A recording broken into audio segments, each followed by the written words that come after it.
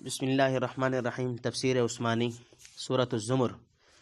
تنزیل الکتاب من اللہ العزیز الحکیم، اتارنا ہے کتاب کا اللہ سے جو زبردست ہے حکمتوں والا۔ نمبر 2، انا انزلنا الیک الکتاب بالحق فاعبد اللہ مخلصا لہ الدین، میں نے یعنی ہم نے اتاری ہے تیری طرف کتاب ٹھیک ٹھیک، سو بندگی کر اللہ کی خالص کر کر اس کے واسطے بندگی۔ الا للہ الدین الخالص، سنتا ہے اللہ ہی کے لیے ہے بندگی خالص۔ نمبر 3، والذین اتخذوا من دونہ اولیاء، اور جنہوں نے پکڑ یعنی بنا رکھے ہیں اس سے ورے حمایتی، ما نعبدہم الا لیقربونا الی اللہ، کہ ہم تو ان کو پوجتے ہیں اس واسطے کہ ہم کو پہنچا دیں اللہ کی طرف۔ تفسیر نمبر 2، یاد رہے کہ نمبر 1 پچھلی صورت میں تھا۔ چونکہ زبردست ہے اس لیے کتاب کے احکام پھیل کر اور نافذ ہو کر رہیں گے، کوئی مقابل و مزاحم اس کے شیوع و نفاذ کو روک نہیں سکتا، اور حکیم ہے اس لیے کہ دنیا کی کوئی کتاب اس کی خوبیوں اور حکمتوں کا مقابلہ نہیں کر سکتی۔ نمبر 3، خالص اللہ کی عبادت کرو، یعنی حسب معمول اللہ کی بندگی کرتے رہیے، جو شوائب، شرک و ریا وغیرہ سے پاک ہو، اسی کی طرف قولاً و فعلاً لوگوں کو دعوت دیجیے، اور اعلان کر دیجیے کہ اللہ اسی بندگی کو قبول کرتا ہے جو خالص اسی کے لیے ہو، عمل خالی از اخلاص کی، اللہ کے ہاں کچھ پوچھ نہیں۔ زلفیٰ، قریب یعنی پاس کے درجہ میں، ان اللہ یحکم بینہم فیما ہم فیہ یختلفون، بے شک اللہ فیصلہ کر دے گا ان میں جس چیز میں وہ جھگڑ رہے ہیں۔ نمبر 1، ان اللہ لا یہدی من ہوا کاذب کفار، البتہ اللہ راہ یعنی رستہ نہیں دیتا اس کو جو ہو جھوٹا، حق نہ ماننے والا یعنی ناشکرا۔ نمبر 2، لو اراد اللہ ان یتخذ ولدا لاصطفى مما یخلق ما یشاء سبحانہ، اگر اللہ چاہتا ہے کہ اولاد کر لے تو چن لیتا ہے اپنے خلق میں سے جو کچھ چاہتا ہے، وہ پاک، سبحانہ وہ پاک ہے۔ نمبر 3، هو اللہ الواحد القہار، وہی ہے اللہ اکیلا دباؤ والا یعنی زور آور۔ نمبر 4، خلق السماوات والارض بالحق، بنایا آسمان اور زمین ٹھیک، یکور اللیل علی النہار ویکور النہار علی اللیل، لپیٹتا ہے رات کو دن پر اور لپیٹتا ہے دن کو رات پر۔ نمبر 5، وسخر الشمس والقمر، اور کام میں لگا دیا سورج اور چاند کو، کل یجری لاجل مسمی، ہر ایک چلتا ہے ایک ٹھہری ہوئی مدت پر، الا هو العزیز الغفار، سنتا ہے وہی ہے زبردست گناہ بخشنے والا۔ نمبر 6، خلقکم من نفس واحدۃ ثم جعل منها زوجہا، بنایا تم کو ایک جی یعنی شخص سے، پھر بنایا اسی سے اس کا جوڑا۔ نمبر 7، وانزل لکم من الانعام ثمانیۃ ازواج، اور اتارے تمہارے واسطے چوپاؤں سے 8 نر مادہ۔ نمبر 8، یخلقکم فی بطون، بناتا ہے تم کو ماں کے پیٹ میں۔ تفسیر نمبر 1، مشرکین کے حیلے اور اس کا جواب۔ عموماً مشرک لوگ یہی کہا کرتے ہیں کہ ان جھوٹے خداؤں اور دیوتاؤں کی پرستش کر کے ہم بڑے خدا سے نزدیک ہو جائیں گے اور وہ ہم پر مہربانی کرے گا جس سے ہمارے سارے کام بن جائیں گے۔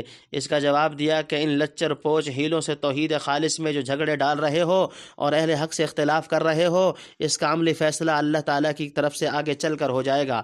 نمبر 2، یعنی جس نے دل میں ہی یہ ٹھان لی کہ کبھی سچی بات کو نہ مانوں گا، جھوٹ اور ناحق ہی پر ہمیشہ اڑا رہوں گا، منع میں حقیقی کو چھوڑ کر جھوٹے محسنوں ہی کی بندگی کروں گا، اللہ کی عادت ہے کہ ایسے بد باطن کو فوز و کامیابی کے راہ نہیں دیتا۔ نمبر 3، اللہ کی اولاد کے عقیدے کا عقلی رد، یہاں سے ان کا رد ہے جو اللہ تعالیٰ کے لیے اولاد تجویز کرتے ہیں، جیسا کہ نصارہ حضرت مسیح علیہ السلام کو خدا کا بیٹا کہتے ہیں، اور ساتھ ہی 3 خداؤں میں کا ایک خدا مانتے ہیں۔ یارب کے بعض قبائل فرشتوں کو خدا کی بیٹیاں کہتے تھے۔ مطلب یہ ہے کہ اگر بفرض محال اللہ ارادہ کرتا ہے کہ اس کی کوئی اولاد ہو تو ظاہر ہے وہ اپنی مخلوق ہی میں سے کسی کو اس کام کے لیے چنتا، کیونکہ دلائل سے ثابت ہو چکا کہ ایک خدا کے سوا جو کوئی چیز ہے سب اسی کی مخلوق ہے۔ اب ظاہر ہے کہ مخلوق اور خالق میں سے کسی درجہ میں بھی نوعی یا جنسی اشتراک نہیں، پھر ایک دوسرے کا باپ یا بیٹا کیسے بن سکتا ہے؟ اور جب مخلوق و خالق میں یہ رشتہ محال ہے تو اللہ کی طرف سے ایسا ارادہ کرنا بھی محال ہوگا۔ علاوہ بری فرض کیجیے یہ چیز محال نہ ہوتی تب بھی فرشتوں کو بیٹیاں بنانا تو کسی طرح سمجھ میں نہیں آ سکتا تھا۔ جب مخلوق میں سے انتخاب کی ٹھہرتی تو اس کا کیا مطلب کہ خدا اپنے لیے گھٹیا چیز انتخاب کرتا اور بڑھیا اولاد چن چن کر تمہیں دے دیتا۔ نمبر 4، یعنی ہر چیز اس کے سامنے دبی ہوئی ہے، اس پر کسی کا دباؤ نہیں، نہ کسی چیز کی اسے حاجت، پھر اولاد بنانا آخر کس غرض سے ہوگا۔ نمبر 5، دن رات کی تبدیلیاں۔ مغرب کے وقت مشرق کی طرف دیکھو، معلوم ہوگا افق سے ایک چادر تاریکی کی اٹھتی ہوئی چلی آ رہی ہے اور اپنے آگے سے دشمن کی روشنی کو مغرب کی طرف صف کی طرح لپیٹتی جاتی ہے۔ اسی طرح صبح صادق کے وقت نظر آتا ہے کہ دن کا اجالا رات کی ظلمت کو مشرق سے ڈھکیلتا ہوا آ رہا ہے۔ حضرت شاہ صاحب رحمۃ اللہ علیہ لکھتے ہیں کہ ایک پر دوسرا چلا آتا ہے، توڑا نہیں پڑتا۔ نمبر 6، اللہ کی قدرت کے مظاہر، یعنی اسی زبردست قدرت سے یہ انتظام قائم کیا اور تھام رکھا ہے۔ لوگوں کی گستاخیاں اور شرارتیں تو ایسی ہیں کہ سب نظام درہم برہم کر دیا جائے، لیکن وہ بڑا بخشنے والا اور درگزر کرنے والا ہے، اپنی شان عفو و مغفرت سے ایک دم ایسا نہیں کرتا۔ نمبر 7، یعنی آدم علیہ السلام اور ان کا جوڑا حضرت حوا علیہ السلام۔ نمبر 8، یعنی تمہارے نفع اٹھانے کے لیے چوپایوں میں 8 نر و مادہ پیدا کیے، اونٹ، گائے، بھیڑ، بکری، جن کا ذکر سورہ نعام میں گزر چکا۔ امہاتکم خلقا من بعد خلق فی ظلمات 3، ایک طرح پر دوسری طرح کے پیچھے۔ نمبر 1، 3 اندھیروں کے بیچ۔ نمبر 2، ذالکم اللہ ربکم لہ الملک، وہ اللہ ہے رب تمہارا، اسی کا راج ہے، لا الہ الا ہو، کسی کی بندگی نہیں اس کے سوا، فانا تصرفون، پھر کہاں سے پھرے جاتے ہو۔ نمبر 3، ان تکفروا فإن اللہ غنی عنکم، اگر تم منکر ہوگے تو اللہ پرواہ نہیں رکھتا تمہاری، ولا یرضی لعبادہ الکفر، اور پسند نہیں کرتا اپنے بندوں کا منکر ہونا۔ نمبر 4، وان تشکروا یرضہ لکم، اور اگر اس کا حق مانو گے تو اس کو یعنی اسے تمہارے لیے پسند کرے گا۔ نمبر 5، ولا تزر وازرۃ وزر اخری، اور نہ اٹھائے گا کوئی اٹھانے والا بوجھ دوسرے کا۔ نمبر 6، ثم الی ربکم مرجعکم فینبئکم بما کنتم تعملون، پھر اپنے رب کی طرف تم کو پھر جانا ہے تو وہ جتلائے گا تم کو جو تم کرتے تھے۔ انہ علیم بذات الصدور، مقرر اس کو خبر ہے دلوں کی بات کی۔ نمبر 7، وَإِذَا مَسَّ الْإِنسَانَ ضُرٌّ دَعَا رَبَّهُ مُنِيبًا إِلَيْهِ ثُمَّ إِذَا خَوَّلَهُ نِعْمَةً مِّنْهُ نَسِيَ مَا كَانَ يَدْعُو إِلَيْهِ مِن قَبْلُ وَجَعَلَ لِلَّهِ، اور جب آ لگے انسان کو سختی، پکارے اپنے رب کو رجوع ہو کر اس کی طرف، پھر جب بخشے اس کو نعمت اپنی طرف سے، بھول جائے اس کو کہ جس کے لیے پکار رہا تھا پہلے سے، اور ٹھہرائے اللہ کے برابر۔ تفسیر نمبر 1، انسان کی تخلیق، یعنی بتدریج پیدا کیا، مثلا نطفہ سے علقہ بنایا، علقہ سے مضغہ بنایا، پھر ہڈیاں بنائیں اور ان پر گوشت منڈھا، پھر روح پھونکی۔ نمبر 2، 3 اندھیریاں، ایک پیٹ، دوسرا رحم، تیسری جھلی جس کے اندر بچہ ہوتا ہے، وہ جھلی بچے کے ساتھ نکلتی ہے۔ نمبر 3، توحید کی دلیل، یعنی جب خالق، رب، مالک اور ملک وہی ہے تو معبود اس کے سوا کون ہو سکتا ہے۔ خدائے واحد کے لیے ان صفات کا اقرار کرنے کے بعد دوسرے کی بندگی کیسی، مطلب کہ اتنا قریب پہنچ کر کدھر پھرے جاتے ہو۔ نمبر 4، یعنی کافر بن کر اس کے انعام و حقوق کا انکار کرو گے تو تمہارا ہی نقصان ہے، اس کا کچھ نہیں بگڑتا۔ ہاں یہ ضرور ہے کہ وہ کفر سے راضی نہیں، اپنے بندوں کے کافر و منکر بننے سے ناخوش ہوتا ہے اور اس چیز کو ان کے لیے ناپسند کرتا ہے۔ نمبر 5، اللہ شکر گزاری پسند کرتا ہے، یعنی بندے اس کا حق مان کر مطیع و شکر گزار بنے، یہ بات اس کو پسند ہے جس کا نفع ہی انہی کو پہنچتا ہے۔ نمبر 6، یعنی ناشکری کوئی کرے اور پکڑا کوئی جائے، ایسا اندھیرا اس کے یہاں نہیں، جو کرے گا سو بھرے گا۔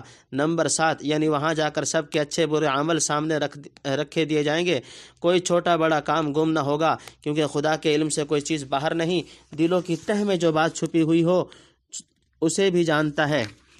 اندادا لیضل عن سبیلی، اوروں کو تاکہ بہکائے اس کے راہ سے۔ نمبر 1، قل تمتع بکفرک قلیلا، تو کہے برت لے ساتھ اپنے کفر کے تھوڑے دنوں، انک من اصحاب النار، باوجود اپنے منکر ہونے کے تو ہے دوزخ والوں میں۔ نمبر 2، امن هو قانت آناء اللیل ساجدا وقائما یحذر الآخرۃ ویرجو رحمت ربی، بھلا ایک جو بندگی میں لگا ہوا ہے رات کی گھڑیوں میں، سجدے کرتا ہوا اور کھڑا ہوا، خطرہ رکھتا ہے آخرت کا اور امید رکھتا ہے اپنے رب کی مہربانی کی۔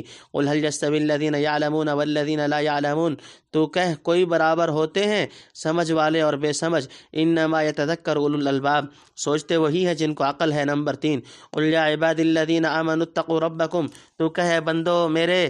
نمبر 4، جو یقین لائے ہو ڈرو اپنے رب سے۔ للذین احسنوا فی ہذہ الدنیا حسنہ، جنہوں نے نیکی کی اس دنیا میں ان کے لیے بھلائی۔ نمبر 5، وارض اللہ واسعہ، اور زمین اللہ کی کشادہ ہے۔ انما یوفی الصابرون اجرہم بغیر حساب، صبر سہارنے والوں یعنی کرنے والوں ہی کو ملتا ہے ان کا ثواب بے شمار۔ نمبر 6، قل انی امرت ان اعبد اللہ مخلصا لہ، تو کہہ مجھ کو حکم ہے کہ بندگی کروں اللہ کی خالص کر اس کے لیے۔ تفسیر نمبر 1، انسان کی ناشکری کا حال، یعنی انسان کی حالت عجیب ہے۔ مصیبت پڑنے پر تو ہمیں یاد کرتا ہے کیونکہ دیکھتا ہے کوئی مصیبت کو ہٹانے والا نہیں، پھر جہاں اللہ کی مہربانی سے ذرا آرام و اطمینان نصیب ہوا، معاً وہ پہلی حالت بھول جاتا ہے جس کے لیے ابھی ابھی ہم کو پکار رہا تھا۔ عیش و تنعم کے نشے میں ایسا مست و غافل ہو جاتا ہے گویا کبھی ہم سے واسطہ ہی نہ تھا۔ اللہ کی دی ہوئی نعمتوں کو دوسرے جھوٹے اور من گھڑت خداؤں کی طرف منسوب کرنے لگتا ہے اور ان کے ساتھ وہی معاملہ کرتا ہے جو خدا واحد کے ساتھ کرنا چاہیے تھا۔ اس طرح خود بھی گمراہ ہوتا ہے اور اپنے قول و فعل سے دوسروں کو بھی گمراہ کرتا ہے۔ نمبر 2، یعنی اچھا کافر رہ کر چند روز یہاں اور عیش اڑا لے، اور خدا نے جب تک مہلت دے رکھی ہے دنیا کی نعمتوں سے تمتع کرتا رہے، اس کے بعد تجھے دوزخ میں رہنا ہے جہاں سے کبھی چھٹکارا نصیب نہ ہوگا۔ نمبر 3، فرما بردار اور نافرمان برابر نہیں ہو سکتے، یعنی جو بندہ رات کی نیند اور آرام چھوڑ کر اللہ کی عبادت میں لگا، کبھی اس کے سامنے دست بستہ کھڑا رہا، کبھی سجدے میں گرا، ایک طرف آخرت کا خوف اس کے دل کو بے قرار کیے ہوئے ہے، دوسری طرف اللہ کی رحمت نے ڈھارس بندھا رکھی ہے، کیا یہ سعید بندہ اور وہ بدبخت انسان جس کا ذکر اوپر ہوا کہ مصیبت کے وقت خدا کو پکارتا ہے اور جہاں مصیبت کی گھڑی ٹلی خدا کو چھوڑ بیٹھا، دونوں برابر ہو سکتے ہیں؟ ہرگز نہیں۔ ایسا ہو تو یوں کہو کہ ایک عالم اور جاہل یا سمجھدار اور بیوقوف میں کچھ فرق نہ رہا، مگر اس بات کو بھی وہی سوچتے سمجھتے ہیں جن کو اللہ نے عقل دی ہے۔ نمبر 4، یعنی اللہ کی طرف سے یہ پیام پہنچا دو۔ نمبر 5، نیکی میں دنیا کی بھلائی بھی مضمر ہے، یعنی جس نے دنیا میں نیکی کی آخرت میں اس کے لیے بھلائی ہے۔ یہ مطلب ہے کہ جس نے نیکی کی اس کو آخرت سے پہلے اسی دنیا میں بھلائی ملے گی، ظاہری یا باطنی۔ نمبر 6، ہجرت کے فضائل، یعنی اگر ایک ملک میں لوگ نیک راہ چلنے سے مانے ہوں تو خدا کی زمین کشادہ ہے، دوسرے ملک میں چلے جاؤ جہاں آزادی سے اس کے احکام بجا لا سکو۔ بلا شبہ اس طرح ترک وطن کرنے میں بہت مصائب برداشت کرنا پڑیں گی اور طرح طرح کے خلاف عادت و طبیعت امور پر صبر کرنا پڑے گا، لیکن یاد رہے کہ بے شمار ثواب بھی ملے گا تو صرف صبر کرنے والوں ہی کو ملے گا۔ اس کے مقابلے میں دنیا کی سب سختیاں اور تکلیفیں ہیچ ہیں۔ الدینہ، بندگی، وامرت لن اکون اول المسلمین، اور حکم ہے کہ میں ہوں سب سے پہلا حکم بردار۔ نمبر 1، قل انی اخاف ان عصیت ربی عذاب یوم عظیم، تو کہہ میں ڈرتا ہوں اگر حکم نہ مانوں اپنے رب کا ایک بڑے دن کے عذاب سے۔ نمبر 2، قل اللہ اعبد مخلصا لہ دینی، تو کہہ میں اللہ کو پوجتا ہوں خالص کر اپنی بندگی اس کے واسطے۔ فاعبدوا ما شئتم من دونی، اب تم پوجو جس کو چاہو اس کے سوا۔ نمبر 3، قل ان الخاسرین الذین خسروا انفسهم واہلیہم یوم القیامہ، تو کہہ بڑے ہارنے والے وہ جو ہار بیٹھے اپنی جان کو اور اپنے گھر والوں کو قیامت کے دن۔ الا ذلک هو الخسران المبین، سنتا ہے یہی ہے صریح ٹوٹا۔ نمبر 4، لہم من فوقہم ظلل من النار ومن تحتہم ظلل، اوپر سے بادل ہیں آگ کے اور نیچے سے بادل۔ نمبر 5، ذالک یخوف اللہ بعبادہ، اس چیز سے ڈراتا ہے اللہ اپنے بندوں کو۔ یا عباد فتقون، اے بندو میرے تو مجھ سے ڈرو۔ نمبر 6، والذین اجتنبوا الطاغوت ان یعبدوها وانابوا الی اللہ، اور وہ لوگ جو لوگ بچے شیطانوں سے کہ ان کو پوجیں اور رجوع ہوئے۔ تفسیر نمبر 1، حضرت صلی اللہ علیہ وسلم سب سے پہلے فرما بردار بندے ہیں، چنانچہ آپ عالم شہادت میں اس امت کے لحاظ سے اور عالم غیب میں تمام اولین و آخرین کے اعتبار سے اللہ کے سب سے پہلے حکم بردار بندے ہیں صلی اللہ علیہ وسلم۔ نمبر 2، یعنی مجھ جیسا معصوم و مقرب بھی اگر بفرض محال نافرمانی کرے تو اس دن کے عذاب سے معمول نہیں تا بدیگراں چہ رسد۔ نمبر 3، یعنی میں تو خدا کے حکم کے موافق نہایت اخلاص سے اسی اکیلے کی بندگی کرتا ہوں، تم کو اختیار ہے جس کی چاہو پوجا کرتے پھرو۔ ہاں اتنا سوچ لینا کہ انجام کیا ہوگا، آگے اسے کھولتے ہیں۔ نمبر 4، مشرکین ہی خاسرین ہیں، یعنی مشرکین نہ اپنی جان کو عذاب الہی سے بچا سکے نہ اپنے گھر والوں کو، سب کو جہنم کی شعلوں کے نظر کر دیا، اس سے زیادہ خسارہ کیا ہوگا۔ نمبر 5، یعنی ہر طرف سے آگ محیط ہوگی جیسے گھٹا چھا جاتی ہے۔ نمبر 6، یعنی سمجھ لو یہ چیز ڈرنے کے قابل ہے یا یا نہیں؟ اگر ہے تو اللہ کے غضب سے ہمیشہ ڈرتے رہنا چاہیے۔ اللہ لہم البشرا، اللہ کی طرف ان کے لیے خوشخبری۔ نمبر 1، فبشر عباد، تو خوشی سنا دے میرے بندوں کو، الذین یستمعون القول فیتبعون احسنہ، جو سنتے ہیں بات پھر چلتے ہیں اس پر جو اس میں نیک ہے۔ نمبر 2، اولئک الذین ہداہم اللہ واولئک هم اولو الالباب، وہی ہیں جن کو رستہ دیا اللہ نے اور وہی ہیں عقل والے۔ نمبر 3، افمن حق علیہ کلمۃ العذاب افانت تنقذ من فی النار، بھلا جس پر ٹھیک ہو چکا عذاب کا حکم، بھلا تو خلاص کر سکے گا اس کو جو آگ میں پڑ چکا، یعنی اس آگ میں پڑے کو۔ نمبر 4، لیکن الذین اتقوا ربهم لهم غرف من فوقها غرف مبنیۃ، لیکن جو ڈرتے ہیں اپنے رب سے ان کے واسطے ہیں جھروکے ان کے اوپر اور جھروکے چنے ہوئے۔ نمبر 5، تجری من تحت الانہار، ان کے نیچے بہتی یعنی چلتی ہیں ندیاں۔ وعد اللہ، وعدہ ہو چکا اللہ کا، لا یخلف اللہ المیعاد، اللہ نہیں خلاف کرتا اپنا وعدہ۔ الم تر ان اللہ انزل من السماء ماء فسلکہ ینابیع فی الارض، تو نے نہیں دیکھا کہ اللہ نے اتارا آسمان سے پانی پھر چلایا وہ پانی چشموں میں زمین کے۔ نمبر 6، ثم یخرج به زرعا مختلفا الوانہ، پھر نکالتا ہے اس سے کھیتی کئی رنگ بدلتے یعنی بدلنے والی اس پر۔ نمبر 7، ثم یہیج فتراہ مصفرا، پھر آئے تیاری پر تو دیکھے اس کا رنگ زرد۔ تفسیر نمبر 1، یعنی جنہوں نے شیطانوں کا کہا نہ مانا اور سب شرکا سے منہ موڑ کر اللہ کی طرف رجوع ہوئے، ان کے لیے ہے بڑی بھاری خوشخبری۔ نمبر 2، اہل انابت کو خوشخبری، یعنی سب طرح کی باتیں سنتے ہیں پھر ان میں جو بات اچھی ہو اس پر چلتے ہیں۔ یہ مطلب کہ خدا کی بات سنتے ہیں اور اس میں جو ہدایت اعلیٰ سے اعلیٰ ہوں ان پر عمل کرتے ہیں۔ مثلا ایک چیز رخصت و اباحت کی سنی، دوسری عزیمت کی تو عزیمت کی طرف جھپٹتے ہیں، رخصتوں کا تتبع نہیں کرتے۔ یہ یوں ترجمہ کرو کہ اللہ کا کلام سن کر اس کی بہترین باتوں کا اتباع کرتے ہیں کیونکہ اس کی ساری باتیں بہتر ہی ہیں۔ کذا قال المفسرون، حضرت شاہ صاحب رحمۃ اللہ علیہ نے ایک اور طرح اس کا مطلب بیان کیا ہے، چلتے ہیں اس کے نیک پر، یعنی حکم پر چلنا کہ اس کو کرتے ہیں اور منع پر چلنا کہ اس کو نہیں کرتے، اس کا کرنا نیک ہے اور اس کا نہ کرنا نیک ہے۔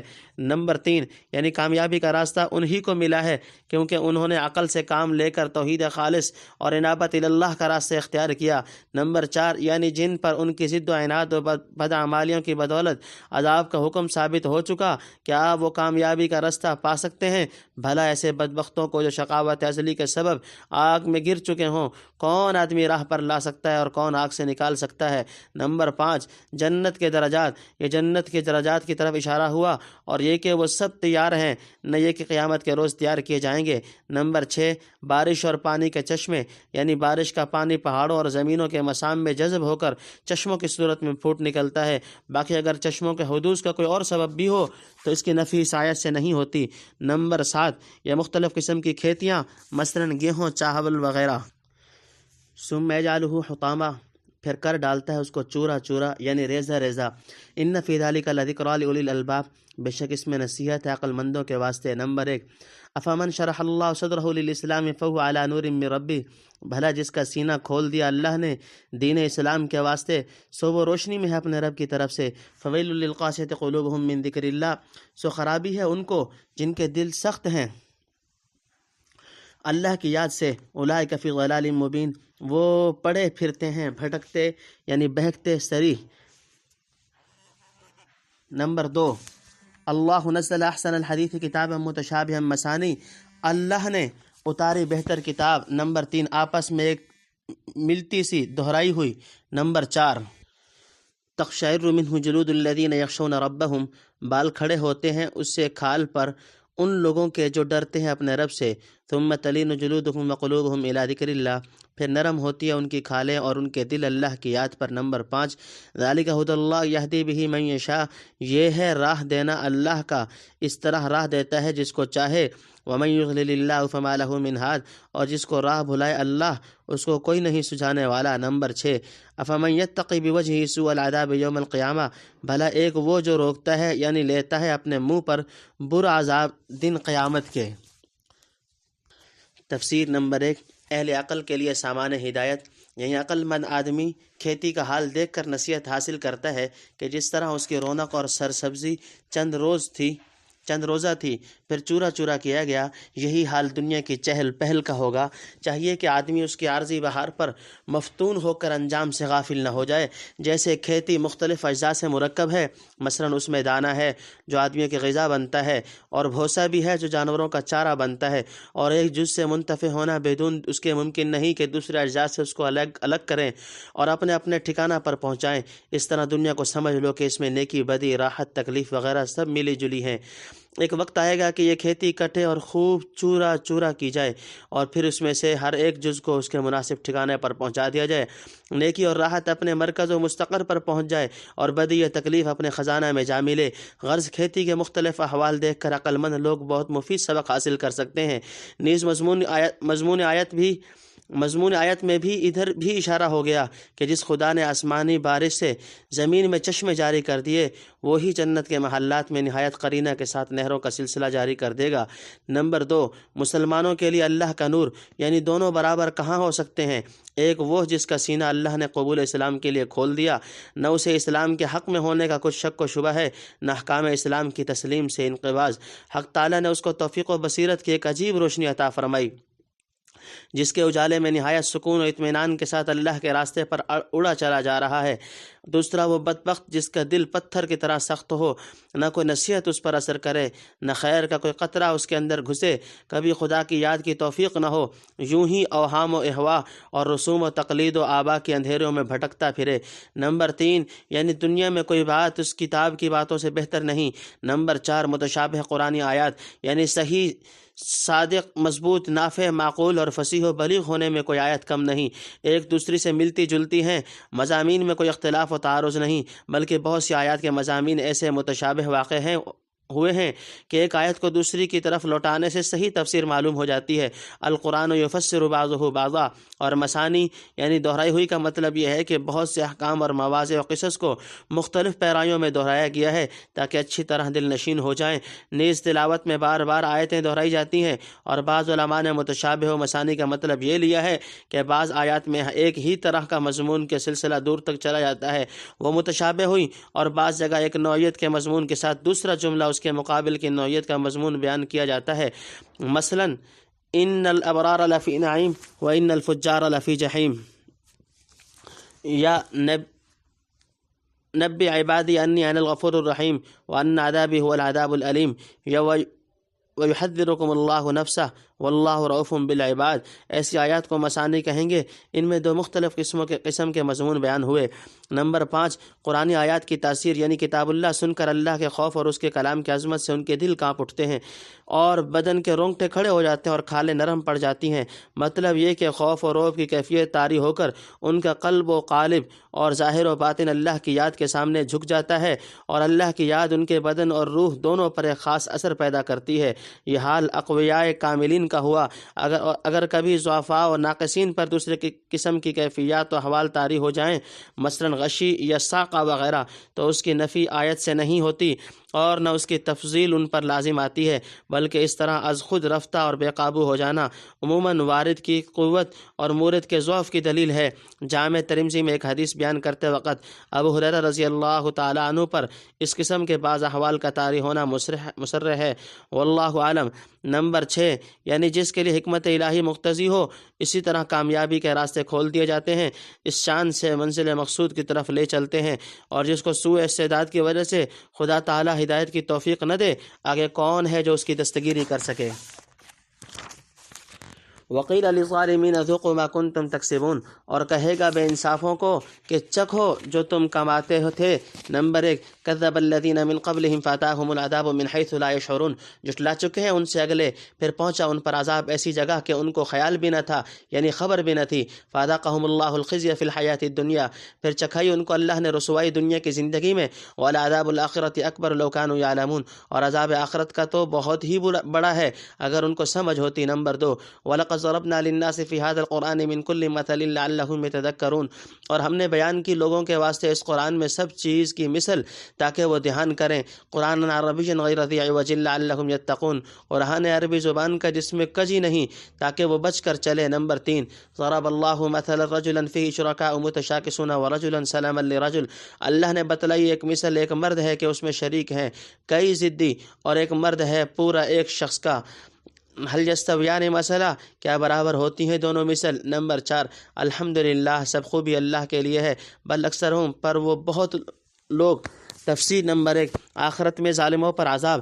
آدمی کا قاعدہ ہے کہ جب سامنے سے کوئی حملہ ہو تو ہاتھوں پر روکتا ہے، لیکن محشر میں ظالموں کے ہاتھ بندھے ہوں گے، اس لیے عذاب کی تھپیڑیں سیدھی منہ پر پڑیں گی۔ تو ایسا شخص جو بدترین عذاب کو اپنے منہ پر روکے، اس سے کہا جائے گا کہ اب اس کام کا مزہ چک جو دنیا میں کیے تھے۔ کیا اس مومن کی طرح ہو سکتا ہے جسے آخرت میں کوئی تکلیف اور گزن پہنچنے کا اندیشہ نہیں، اللہ کے فضل سے مطمئن اور بے فکر ہے؟ ہرگز نہیں۔ نمبر 2، پچھلی قوموں کی تکذیب اور ہلاکت، یعنی بہت قومیں تکذیب انبیاء کی بدولت دنیا میں ہلاک اور رسوا کی جا چکی ہیں، اور آخرت کا اشد عذاب جو ان کا توں رہا، تو کیا موجودہ مکذبین مطمئن ہیں کہ ان کے ساتھ یہ معاملہ نہیں کیا جائے گا؟ ہاں، سمجھ ہوتی تو کچھ فکر کرتے۔ نمبر 3، قرآن میں کوئی کجی نہیں، یعنی ان کا نہ سمجھنا اپنی غفلت اور حماقت سے ہے۔ قرآن کے سمجھنے میں کوئی کمی نہیں، قرآن تو بات بات کو مثالوں اور دلیلوں سے سمجھاتا ہے تاکہ لوگ ان میں دھیان کر کے اپنے عاقبت درست کریں۔ قرآن ایک صاف عربی زبان کی کتاب ہے جو اس کے مخاطبین اولین کی مادری زبان تھی، اس میں کوئی ٹیڑھی ترچھی بات نہیں، سیدھی اور صاف باتیں ہیں جن کو عقل سلیم قبول کرتی ہے۔ کسی طرح کا اختلال اور کجی اس کے مضامین یا عبارت میں نہیں۔ جن باتوں کو منوانا چاہتا ہے نہ ان کا ماننا مشکل، اور جن چیزوں پر عمل کرانا چاہتا ہے نہ ان پر عمل کرنا محال۔ غرض یہ کہ لوگ بسہولت اس سے مستفید ہوں، اعتقادی و عملی غلطیوں سے بچ کر چلیں، اور صاف صاف نصیحتیں سن کر اللہ سے ڈرتے رہیں۔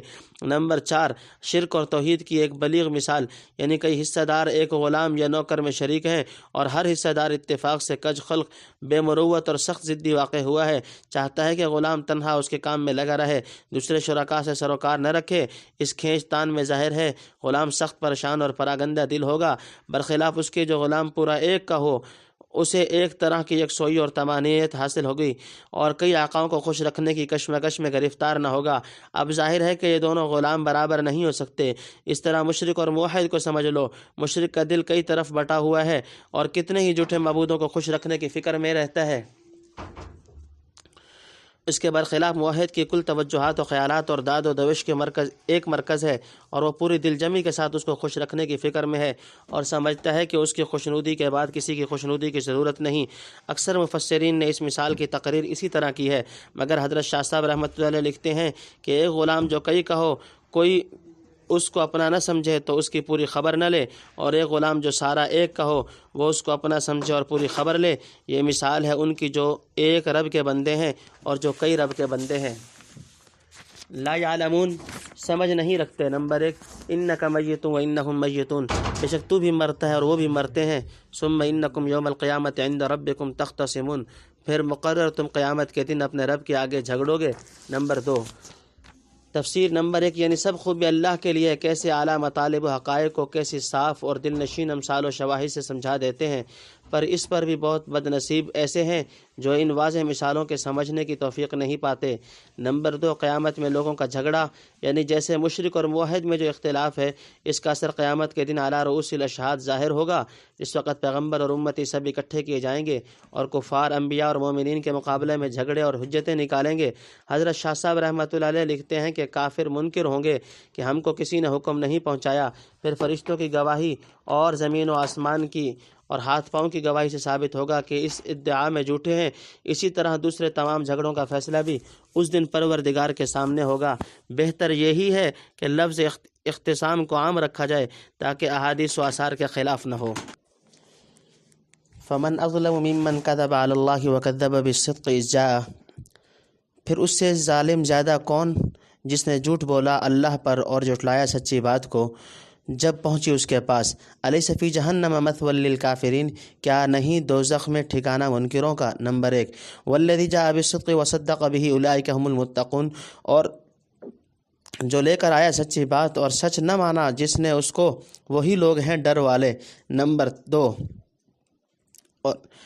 اور جو لے کر آیا سچی بات اور سچ مانا جس کو، جس نے اس کو، وہی لوگ ہیں ڈر والے۔ نمبر 2، لہم ما یشاؤون عند ربہم، ان کے لیے ہے جو وہ چاہیں اپنے رب کے پاس۔ ذالک جزاء المحسنین، یہ ہے بدلہ نیکی والوں کا۔ لیکفر اللہ عنہم اسوأ الذی عملوا ویجزیہم اجرہم باحسن الذی کانوا یعملون، تاکہ اتار دے اللہ ان پر سے برے کام جو انہوں نے کیے تھے، اور بدلے میں دے ان کو ثواب بہتر کاموں کا جو وہ کرتے تھے۔ نمبر 3، الیس اللہ بکاف عبدا، کیا اللہ بس کافی نہیں اپنے بندہ کو؟ وَيُخَوِّفُونَكَ بِالَّذِينَ مِن دُونِهِ، اور تجھ کو ڈراتے ہیں ان سے جو اس کے سوا ہیں۔ وَمَن يُضْلِلِ اللَّهُ فَمَا لَهُ مِنْ هَادٍ، اور جس کو راہ بھلائے اللہ تو کوئی نہیں اس کو راہ دینے والا۔ وَمَن يَهْدِ اللَّهُ فَمَا لَهُ مِن مُضِلٍّ، اور جس کو راہ سجھائے اللہ تو کوئی نہیں اس کو بھلانے والا۔ أَلَيْسَ اللَّهُ بِعَزِيزٍ ذِي انتقام، کیا نہیں ہے اللہ زبردست بدلہ لینے والا۔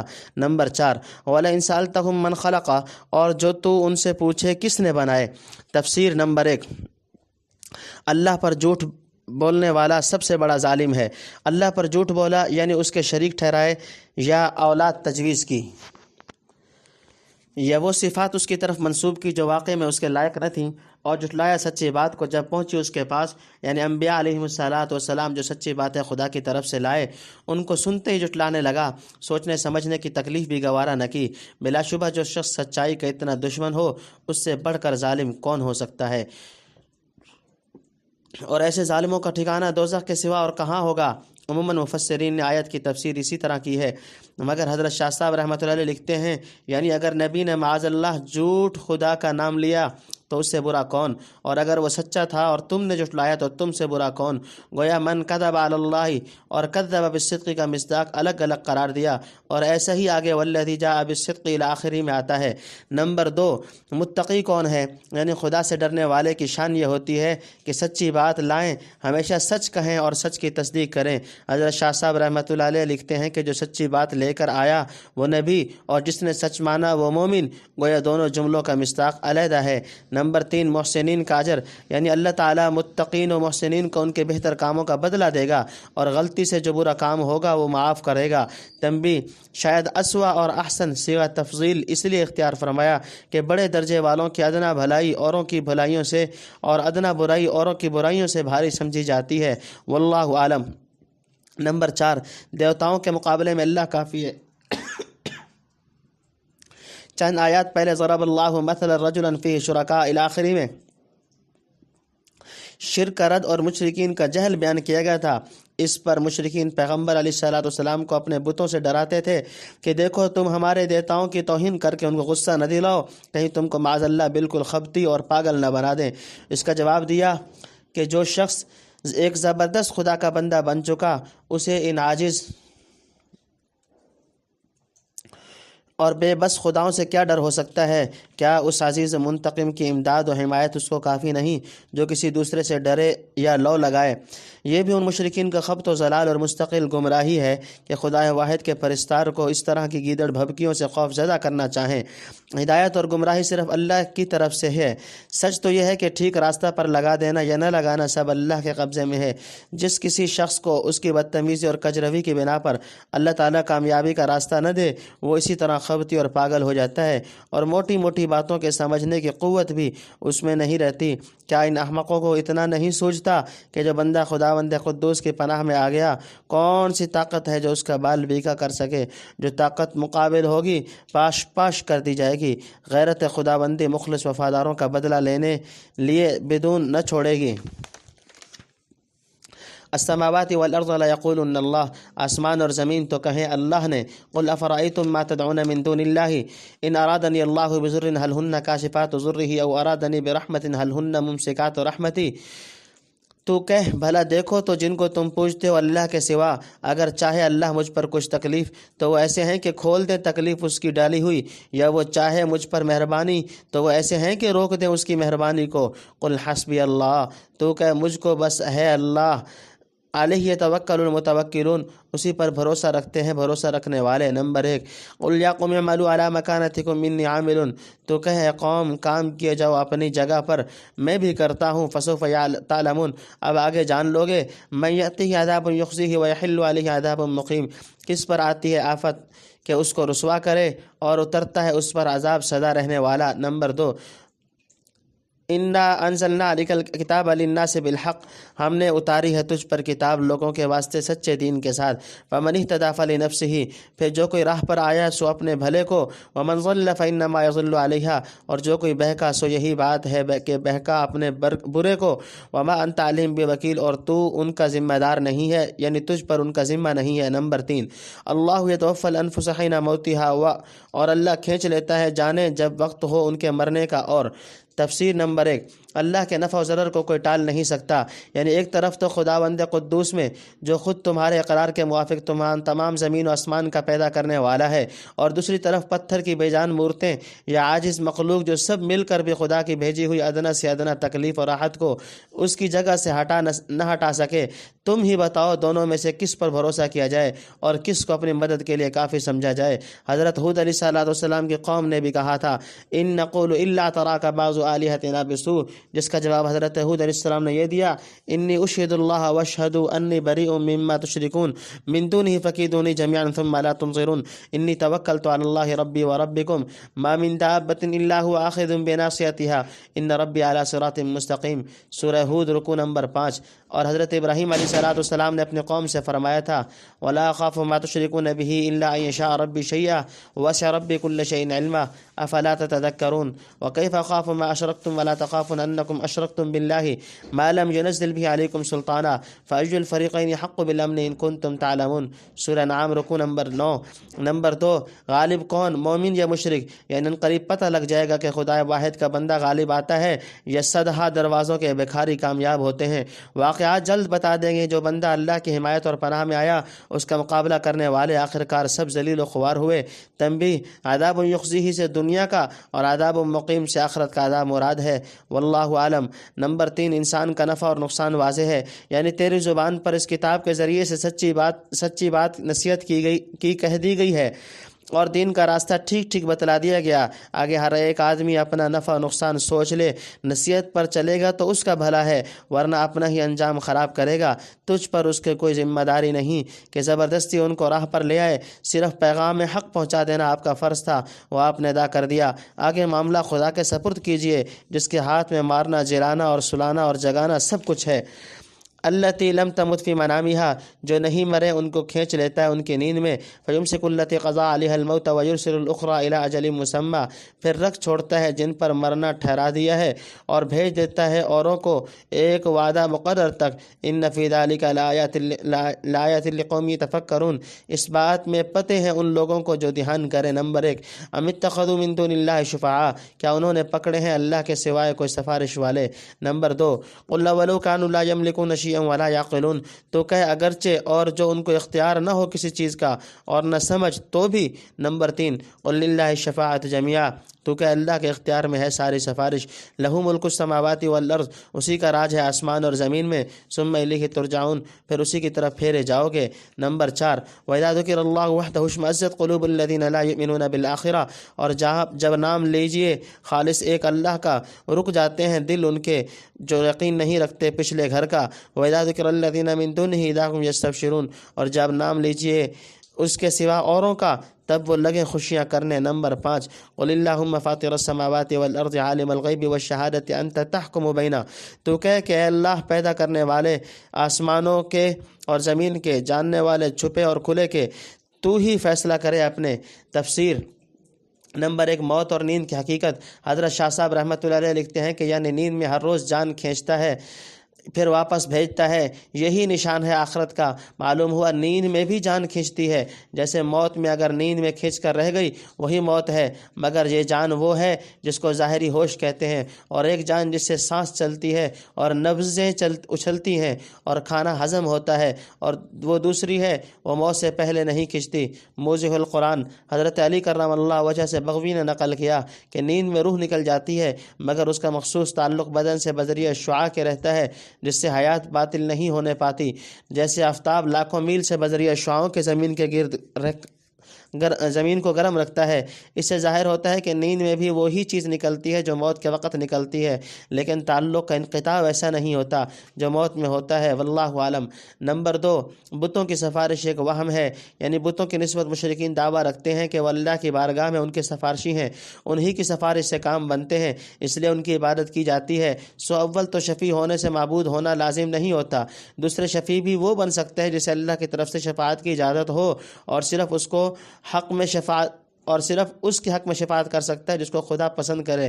خلاصہ یہ ہوا کہ شفیع کا معزون ہونا اور مشفوع کا مرتضی ہونا ضروری ہے۔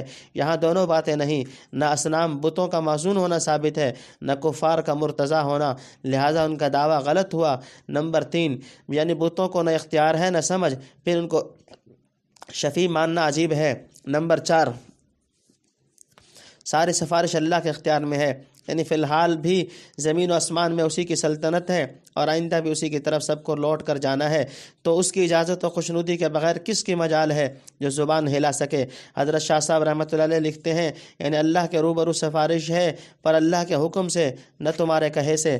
جب موت آئے کسی کے کہے سے اسرائیل نہیں چھوڑتا۔ نمبر 5، توحید کے ذکر پر مشرک کا انقباض۔ مشرک کا خاصہ ہے کہ گو بعض وقت زبان سے اللہ کی عظمت و محبت کا اعتراف کرتا ہے، لیکن اس کا دل اکیلے خدا کے ذکر اور حمد و ثنا سے خوش نہیں ہوتا۔ ہاں، دوسرے دیوتاؤں یا جھوٹے معبودوں کی تعریف کی جائے تو مارے خوشی کے اچھلنے لگتا ہے، جس کے آثار اس کے چہرے پر نمایاں ہوتے ہیں۔ افسوس، یہی حال آج بہت سے نام نہاد مسلمانوں کا دیکھا جاتا ہے کہ خدائے واحد کی قدرت و عظمت اور اس کے علم کی لامحدود وسعت کا بیان ہو تو چہروں پر انقباض کے آثار ظاہر ہوتے ہیں، مگر کسی پیر فقیر کا ذکر آ جائے اور جھوٹی سچی کرامات اناپ شناپ بیان کر دی جائیں تو چہرے کھل پڑتے ہیں اور دلوں میں جذبات مسرت و انبساط جوش مارنے لگتے ہیں، بلکہ بسا اوقات توحید خالص کا بیان کرنے والا ان کے نزدیک منکر اولیاء سمجھا جاتا ہے۔ فإلی اللہ المشتکیٰ وہو المستعان۔ عبادک فیما کانوا فیہ یختلفون، بندوں میں جس چیز میں وہ جھگڑ رہے تھے۔ نمبر 1، ولو ان للذین ظلموا ما فی الارض جميعا ومثلہ معہ لافتدوا بہ من سوء العذاب یوم القیامہ، اور اگر گناہ گاروں کے پاس ہو جتنا کچھ کے زمین میں ہے سارا اور اتنا ہی اس کے ساتھ اور، تو سب دے ڈالیں اپنے چھڑانے میں بری طرح کے عذاب سے دن قیامت کے۔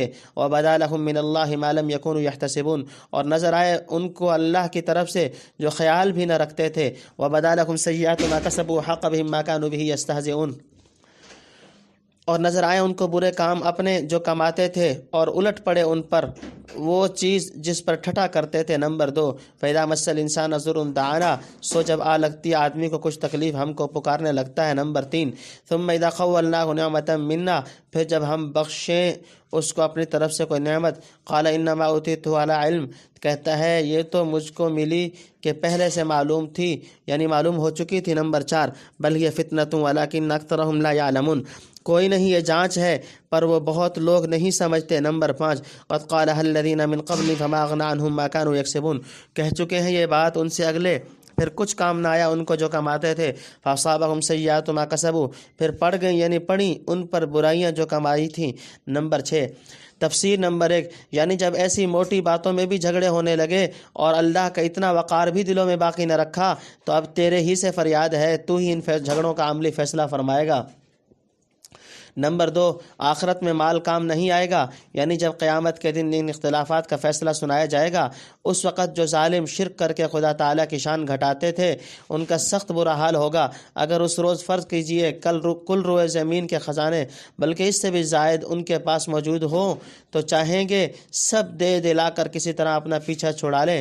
جو بدماشیاں دنیا میں کی تھیں سب ایک ایک کر کے ان کے سامنے ہوں گی اور ایسی قسم قسم کے ہولناک عذابوں کا مزہ چکھیں گے جو کبھی ان کے خیال و گمان میں بھی نہ گزرے تھے۔ غرض توحید خالص اور دین حق سے جو ٹھٹھا کرتے تھے اس کا وبال پڑ کر رہے گا، اور جس عذاب کا مذاق اڑایا کرتے تھے وہ ان پر الٹ پڑے گا۔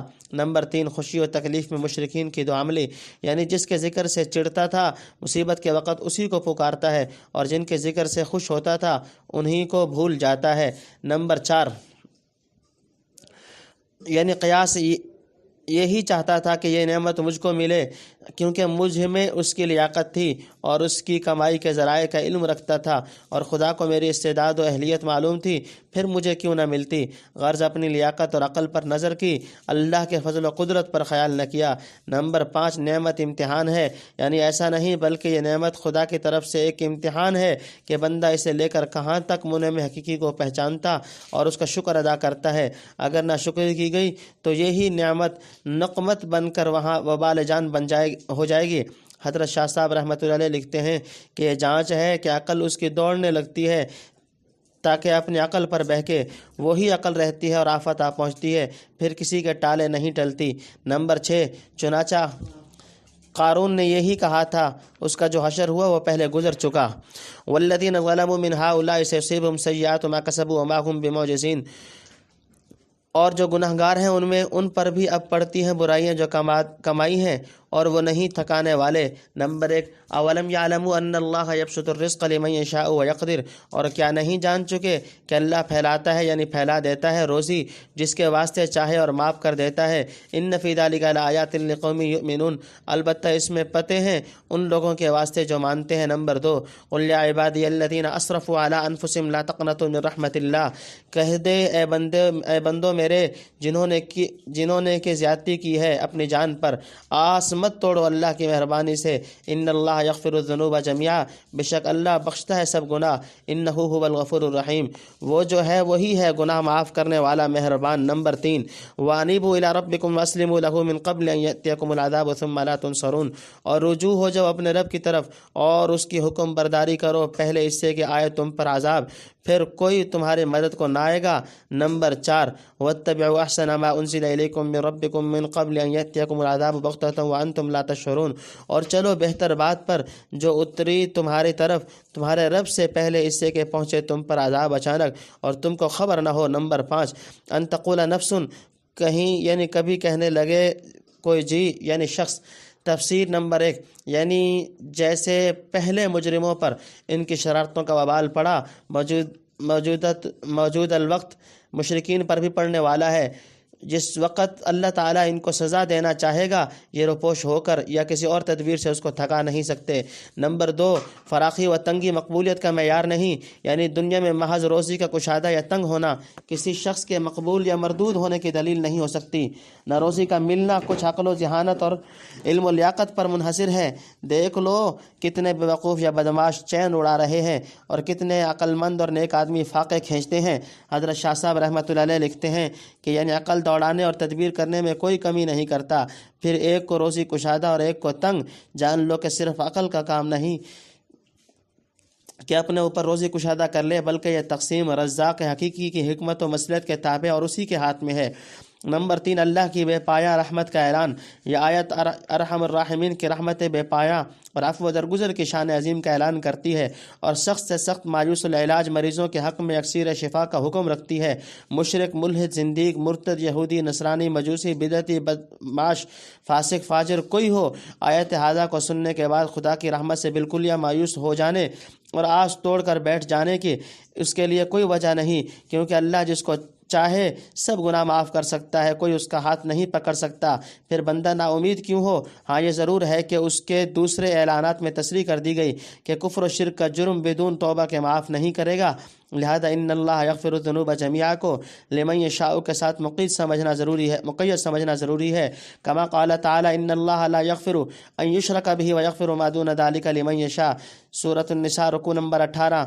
اس تقیید سے یہ لازم نہیں آتا کہ بدون توبہ کے اللہ تعالیٰ کوئی چھوٹا بڑا قصور معاف ہی نہ کر سکے، اور نہ یہ مطلب کہ کسی جرم کے لیے توبہ کی ضرورت ہی نہیں، بدون توبہ کے سب گناہ معاف کر دیے جائیں گے۔ قید صرف مشیت کی ہے، اور مشیت کے متعلق دوسری آیت میں بتلا دیا گیا کہ وہ کفر و شرک سے بدون توبہ کے متعلق نہ ہوگی۔ چنانچہ آیت ہذا کی شان نزول بھی اس پر دلالت کرتی ہے، جیسے اگلی آیت کے فائدے سے معلوم ہوگا۔ نمبر 4، توبہ و انابت کا حکم۔ مغفرت کی امید دلا کر یہاں سے توبہ کی طرف متوجہ فرمایا، یعنی گزشتہ غلطیوں پر نادم ہو کر اور اللہ کے بے پایا جود و کرم سے شرما کر کفر و عصیان کی راہ چھوڑو اور اس رب کریم کی طرف رجوع ہو کر اپنے کو بالکل یا اسی کے سپرد کر دو۔ اس کے احکام کے سامنے نہایت عجز و اخلاص کے ساتھ گردن ڈال دو اور خوب سمجھ لو کہ حقیقت میں نجات محض اس کے فضل سے ممکن ہے۔ ہمارا رجوع و انابت بھی بدون اس کے فضل و کرم کے میسر نہیں ہو سکتا۔ حضرت شاہ صاحب رحمۃ اللہ علیہ لکھتے ہیں کہ جب اللہ تعالیٰ نے اسلام کو غالب کیا، جو کفار دشمنی میں لگے رہے تھے، سمجھے کہ لا ریب اس کی طرف اللہ ہے، یہ سمجھ کر اپنی غلطیوں پر پچھتائے لیکن شرمندگی سے مسلمان نہ ہوئے کہ اب ہماری مسلمانی کیا قبول ہوگی، دشمنی کی، لڑائیاں لڑے اور کتنے خدا پرستوں کے خون کیے۔ تب اللہ نے یہ فرمایا کہ ایسا گناہ کوئی نہیں جس کی توبہ اللہ قبول نہ کرے۔ نا امید مت ہو، توبہ کرو اور رجوع ہو، بخشے جاؤ گے۔ مگر جب سر پر عذاب آیا یا موت نظر آنے لگی، اس وقت کی توبہ قبول نہیں، نہ اس وقت کوئی مدد کو پہنچ سکتا ہے۔ نمبر 5، عذاب آنے سے پہلے قرآن کی اطاعت کرو۔ بہتر بات سے مراد قرآن کریم ہے، یعنی قرآنی ہدایات پر چل کر عذاب آنے سے پہلے اپنے مستقبل کی روک تھام کر لو، ورنہ معائنہ عذاب کے بعد کچھ تدارک نہ ہو سکے گا، نہ کوئی تدبیر بن پڑے گی۔ عذاب الہی اس طرح ایک دم آ دبائے گی کہ خبر بھی نہ ہوگی کہاں سے آ گیا۔ یا حسرتا علی ما فرطت فی جنب اللہ وان کنت لمن الساخرین، اے افسوس اس بات پر کہ میں کوتاہی کرتا رہا اللہ کی طرف سے اور میں تو ہنستا ہی رہا۔ نمبر 1، او تقول لو ان اللہ ہدانی لکنت من المتقین، یا کہنے لگے کہ اگر اللہ مجھ کو راہ دکھاتا تو میں ہوتا ڈرنے والوں میں۔ نمبر 2، او تقول حین تری العذاب لو ان لی کرۃ فاکون من المحسنین، یا کہنے لگے جب دیکھے عذاب کو کسی طرح مجھ سے پھر جانا ملے تو میں ہو جاؤں نیکی والوں میں۔ نمبر 3، بلا قد جاءتک آیاتی فکذبت بها واستکبرت وکنت من الکافرین، کیوں نہیں پہنچ چکے تھے تیرے پاس میرے حکم، پھر تو نے ان کو جھٹلایا اور غرور کیا اور تو تھا منکروں میں۔ نمبر 4، ویوم القیامت تری الذین کذبوا علی اللہ وجوہہم مسودا، اور قیامت کے دن تو دیکھے ان کو جو جھوٹ بولتے اللہ پر کہ ان کے منہ ہوں سیاہ۔ نمبر 5، الیس فی جہنم مثوی للمتکبرین، کیا نہیں دوزخ میں ٹھکانہ غرور والوں کا۔ نمبر 6، وینجی اللہ الذین اتقوا بمفازتہم، اور بچائے گا اللہ ان کو جو ڈرتے رہے ان کے بچاؤ کی جگہ۔ لا یمسہم السوء ولا هم یحزنون، نہ لگے ان کو برائی اور نہ وہ غمگین ہو۔ نمبر 7، اللہ خالق کل شیء وہو علی کل شیء وکیل، اللہ بنانے والا ہر چیز کا اور وہ ہر چیز کا ذمہ لیتا ہے۔ لہو مقالید، اسی کے پاس ہے کنجیاں۔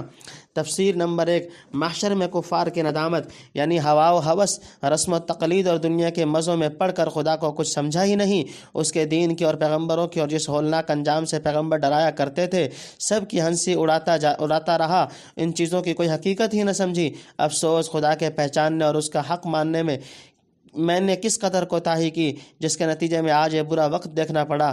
یہ بات کافر محشر میں کہے گا، اور اگر آیت کا مضمون کفار عصات کو عام رکھا جائے تو وَإِن كُنتُ لَمِنَ السَّاخِرِينَ کے معنی عامل عاملہ ساخرین مستہزئون ہوں گے، کما فسر بھی ابن کثیر۔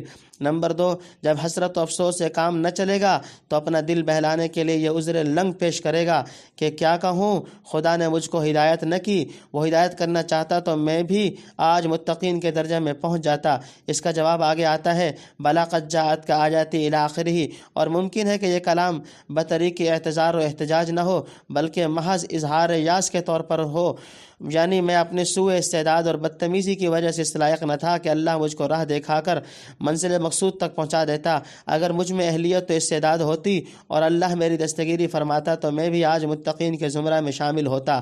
نمبر 3، دوبارہ دنیا میں آنے کی تمنا، جب حسرت اور اعتذار دونوں بیکار ثابت ہوں گے اور دوزخ کا عذاب آنکھوں کے سامنے آ جائے گا، اس وقت شدت اضطراب سے کہے گا کسی طرح مجھ کو ایک مرتبہ پھر دنیا میں جانے کا موقع دیا جائے تو دیکھو میں کیسا نیک بن کر آتا ہوں۔ نمبر 4، کفار کی یہ تمنا بھی غلط ہے، یعنی غلط کہتا ہے کہ کیا اللہ نے راہ نہیں دکھلائی تھی اور اپنے پیغمبروں کو نشانات اور احکام دے کر نہیں بھیجا تھا، مگر تو نے تو ان کی کوئی بات ہی نہیں سنی، جو کچھ کہا گیا غرور اور تکبر سے اسے جھٹلاتا رہا، تیری شیخی قبول حق سے مانے رہی، اور بات یہ ہے کہ اللہ کو ازل سے معلوم تھا کہ تو اس کے آیات کا انکار کرے گا اور تکبر و سرکشی سے پیش آئے گا۔ تیرے مزاج و طبیعت کی افتاد ہی ایسی ہے، اگر 1000 مرتبہ دنیا کی طرف لوٹایا جائے تب بھی اپنی حرکت سے باز نہیں آ سکتا۔ وَلَوْ رُدُّوا عادوا لما نهوا عنه وانهم لکاذبون، سورہ انعام رکوع نمبر 3۔ ایسے لوگوں کی نسبت خدا کی عادت نہیں کہ ان کو عروس کامیابی سے ہمکنار کرے۔ نمبر 5، قیامت میں مکذبین کے چہرے کالے ہوں گے۔ اللہ کی طرف سے جو سچی بات ہے اس کو جھٹلانا، یہی اللہ پر جھوٹ بولنا ہے، کیونکہ جھٹلانے والا دعویٰ کرتا ہے کہ اللہ نے فلاں بات کہی، حالانکہ واقع میں کہی ہے۔ اس جھوٹ کی سیاہی قیامت کے دن ان کے چہروں پر ظاہر ہوگی۔ نمبر 6، تکبر کا ٹھکانہ دوزخ ہے۔ پہلے فکذبت بہا واستکبرت میں 2 صفتیں کافروں کی بیان ہوئی تھیں، تکذیب جو مشتمل ہے کذب پر اور استکبار و غرور پر۔ یہاں بتلا دیا کہ کذب و دروغ سے ان کے منہ کالے ہوں گے اور غرور و تکبر کا ٹھکانہ دوزخ کے سوا کہیں نہیں۔ نمبر 7، متقین کا مقام، یعنی اللہ تعالیٰ متقین کو ان کے ازلی فوز و سعادت کی بدولت کامیابی کے اس بلند مقام پر پہنچائے گا جہاں ہر قسم کی برائیوں سے محفوظ اور ہر طرح کے فکر و غم سے آزاد ہوں۔ السماوات والارض، آسمانوں کی اور زمینوں کی، والذین کفروا بآیات اللہ هم الخاسرون، اولئک هم الخاسرون، اور جو منکر ہوئے اللہ کی باتوں سے وہ لوگ جو ہیں وہی ہیں ٹوٹے میں پڑے۔ نمبر 1، قل فغیر اللہ تأمرونی اعبد ایھا الجاہلون، تو کہہ اب اللہ کے سوا کسی کو بتلاتے ہو کہ پوجوں اے نادانو۔ نمبر 2، وَلَقَدْ أُوحِيَ إِلَيْكَ وَإِلَى الَّذِينَ مِن قَبْلِكَ، اور حکم ہو چکا تجھ کو اور تجھ سے اگلوں کو، لئن اشرکت لَيَحْبَطَنَّ عَمَلُكَ وَلَتَكُونَنَّ مِنَ الْخَاسِرِينَ، کہ اگر تو نے شرک مان لیا تو کارا جائیں گے تیرے عمل اور تو ہوگا ٹوٹے میں پڑا۔ بَلِ اللَّهَ فَاعْبُدْ وَكُن مِنَ الشَّاكِرِينَ، بلکہ اللہ ہی کو پوج اور رہے حق ماننے والوں میں۔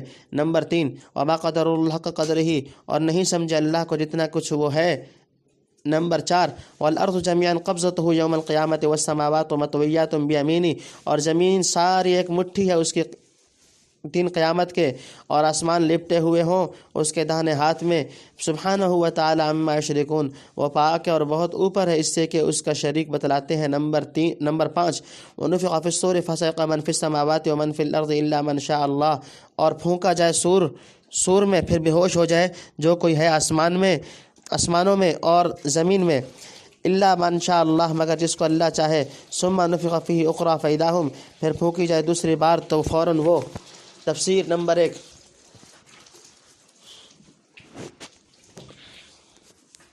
کفر کرنے والے ہی گھاٹے میں ہیں، یعنی ہر چیز کو اس نے پیدا کیا اور پیدا کرنے کے بعد اس کی بقا و حفاظت کا ذمہ دار بھی وہی ہوا، اور زمین و آسمان کی تمام چیزوں میں تصرف و اقتدار بھی اسی کو حاصل ہے، کیونکہ سب خزانوں کی کنجیاں اسی کے پاس ہیں۔ پھر ایسے خدا کو چھوڑ کر آدمی کہاں جائے؟ چاہیے کہ اسی کے غضب سے ڈرے اور اسی کی رحمت کا امیدوار رہے۔ کفر و ایمان اور جنت و دوزخ سب اسی کے زیر تصرف ہیں۔ اس کی باتوں سے منکر ہو کر آدمی کا کہیں ٹھکانہ نہیں۔ کیا اس سے منحرف ہو کر آدمی کسی فلاح کی امید رکھ سکتا ہے؟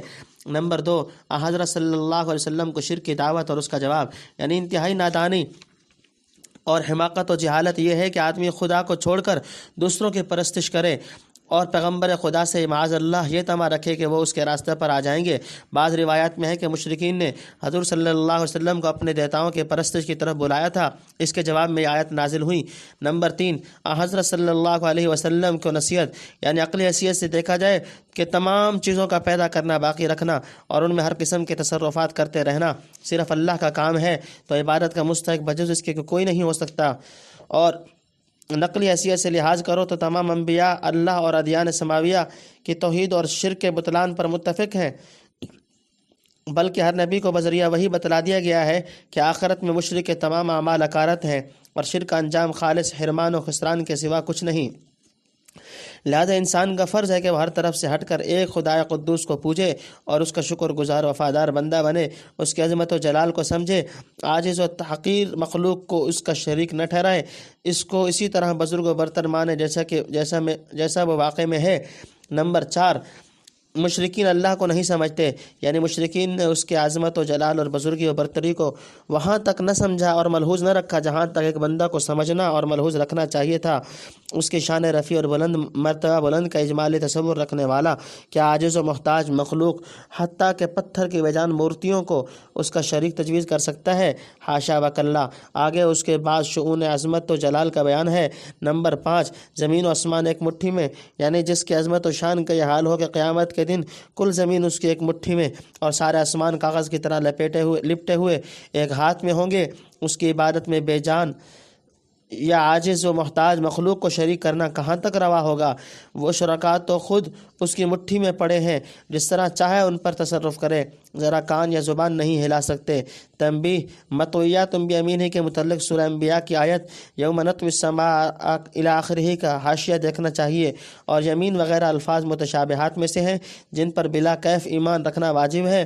بعض احادیث میں ہے وکلتا یدیہ یمین، اس کے دونوں ہاتھ داہنے ہیں، اس سے تجسم، تحیز اور جہت وغیرہ کی نفی ہوتی ہے۔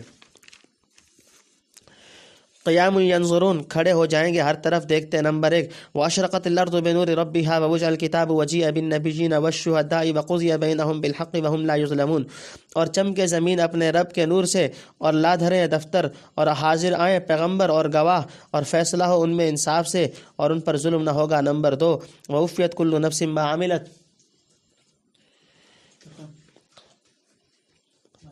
اور پورا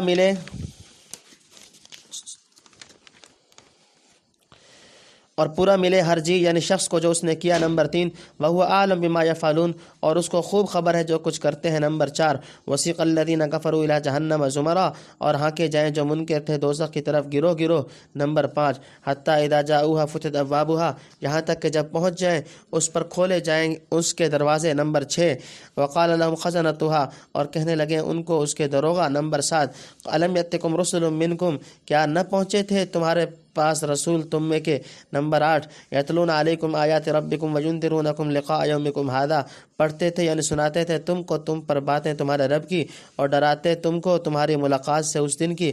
قالوا بلا ولکن حقت کلمۃ العذاب علی الکافرین، بولے کیوں نہیں پر ثابت ہوا حکم عذاب کا منکروں پر۔ نمبر 9 قیل ادخلوا ابواب جہنم خالدین فیہا، حکم ہوئے کہ داخل ہو جاؤ دروازوں میں دوزخ کے، خالدین فیہا سدا رہنے کو اس میں، فبئس، سو کیا بری جگہ ہے۔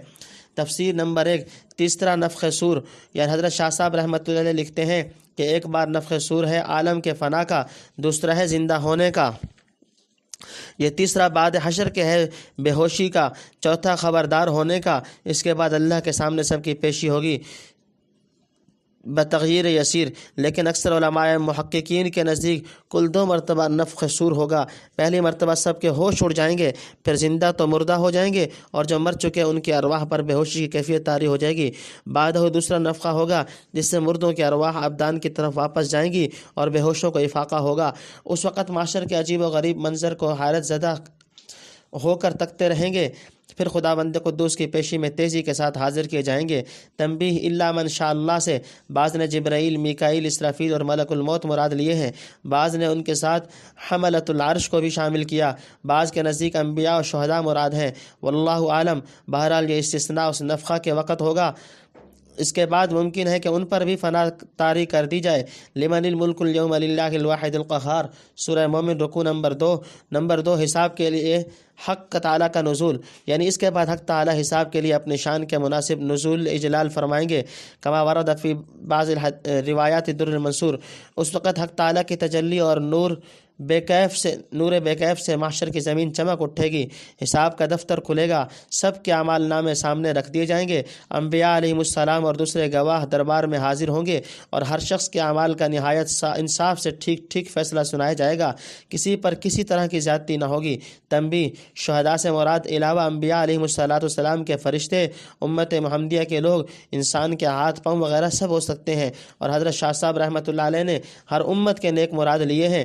نمبر 3 یعنی نیکی کے بدلے میں کمی اور بدی کے بدلے میں زیادتی نہ ہوگی، جس کا جتنا اچھا یا برا عمل ہے سب خدا کے علم میں ہے، اسی کے موافق بدلہ ملے گا، جس کی تفصیل آگے آتی ہے۔ نمبر 4 یعنی گواہ آتے ہیں ان کے الزام کو، ورنہ اللہ سے کیا چیز پوشیدہ ہے، کذا فی الموضح۔ نمبر 5 کفار کو دوزخ کی طرف ذلت سے ہانکا جائے گا، یعنی تمام کافروں کو دھکے دے کر نہایت ذلت و خواری کے ساتھ دوزخ کی طرف ہانکا جائے گا، اور چونکہ کفر کے اقسام و مراتب بہت ہیں، ہر قسم اور ہر درجہ کے کافروں کا گروہ الگ الگ کر دیا جائے گا۔ نمبر 6، جس طرح دنیا میں جیل خانہ کا پھاٹک کھلا نہیں رہتا، جب کسی قیدی کو داخل کرنا ہوتا ہے کھول کر داخل کرتے ہیں پھر بند کر دیتے ہیں، ایسے ہی وہاں جس وقت دوزخی دوزخ کے قریب پہنچیں گے دروازے کھول کر اس میں داخل دیا جائے گا، اس کے بعد دروازے بند کر دیے جائیں گے۔ کما قال تعالی علیہم نار مؤصدہ ہمزہ۔ نمبر 7، دوزخ کے فرشتوں کی ملامت، یعنی جو فرشتے دوزخ کے محافظ ہیں وہ کفار سے بطور ملامت یہ کہیں گے۔ نمبر 8، یعنی جن سے تم کو بسبب ہم جنس ہونے کے فیض لینا بہت آسان تھا۔ نمبر 9، یعنی پیغمبر کیوں نہیں آئے؟ ضرور آئے، ہم کو اللہ کی باتیں سنائیں اور آج کے دن سے بہت کچھ ڈرایا، لیکن ہماری بدبختی اور نالاحقی کہ ہم نے ان کا کہنا نہ مانا۔ آخر خدا کی اٹل تقدیر سامنے آئی اور عذاب کا حکم ہم کافروں پر ثابت ہو کر رہا۔ فاعترفوا بذنب فسحقا لاصحاب السعیر۔ مثوى المتکبرین، رہنے کی غرور والوں کو۔ نمبر 1، وسیق الذین اتقوا ربهم من الجنۃ زمرا، اور ہانکے جائیں وہ لوگ جو ڈر رہے تھے اپنے رب سے جنت کے گروہ۔ نمبر 2، حتی اذا جاؤوها وفتحت ابوابها وقال لهم خزنتها سلام علیکم طبتم فادخلوها خالدین، یہاں تک کہ جب پہنچ جائیں اس پر اور کھولے جائیں اس کے دروازے اور کہنے لگیں ان کو دروغہ اس کے کہ سلام پہنچے تم پر، تم لوگ پاکیزہ ہو سو داخل ہو جاؤ اس میں سدا رہنے کو۔ نمبر 3، وقالوا الحمد للہ الذی صدقنا وعدہ، اور وہ بولیں شکر اللہ کا جس نے سچا کیا ہم سے اپنا وعدہ۔ نمبر 4، وورثنا الارض، اور وارث کی ہم کو اس زمین کا۔ نمبر 5، نتبوأ من الجنۃ حیث نشاء، گھر لے لے بہشت میں سے جہاں چاہیں۔ نمبر 6، فنعم اجر العاملین، سو کیا خوب بدلہ ہے محنت کرنے والوں کا۔ وتری الملائکۃ حافین من حول العرش، اور تو دیکھے فرشتوں کو گھر رہے ہیں عرش کے گرد۔ یسبحون بحمد ربہم، پاکی بولتے ہیں اپنے رب کی خوبیاں۔ وقضی بینہم بالحق وقیل الحمد للہ رب العالمین، اور فیصلہ ہوتا ہے ان میں انصاف کا اور یہی بات کہتے ہیں کہ سب خوبیاں اللہ کی جو رب ہے سارے جہان کا۔ نمبر 7، تفسیر۔ نمبر 1، یعنی تم نے شیخی اور غرور میں آ کر اللہ کی بات نہ مانی، اب ہمیشہ دوزخ میں پڑے اس کا مزہ چکھتے رہو۔ نمبر 2، یعنی ایمان و تقوی کے مدارج چونکہ متفاوت ہیں، ہر درجہ میں کے مومنین متقین کی جماعت الگ ہوگی، ان سب جماعتوں کو نہایت شوق دلا کر جلدی جنت کی طرف روانہ کیا جائے گا۔ نمبر 3، اہل جنت کا استقبال و اکرام، یعنی جس طرح مہمانوں کے لیے ان کی آمد سے پہلے مہمان خانہ کا دروازہ کھلا رکھا جاتا ہے، جنتی وہاں پہنچ کر جنت کے دروازے کھلے پائیں گے۔ کما قال فی موضع آخر مفتحۃ لهم الابواب، سورۃ الصاد، رکوع نمبر 4۔ اور خدا کے فرشتے نہایت اعزاز و اکرام کے ساتھ کلمات سلام و ثنا وغیرہ سے ان کا استقبال کریں گے اور جنت میں رہنے کی بشارت سنائیں گے۔ نمبر 4، اہل جنت کا شکر، یعنی خدا شکر جو وعدے انبیاء کی زبانی دنیا میں کیے گئے تھے آج اپنی آنکھوں سے دیکھ لیے۔ نمبر 5، یعنی جنت کی زمین کا۔ نمبر 6، جنت میں جہاں چاہو رہو۔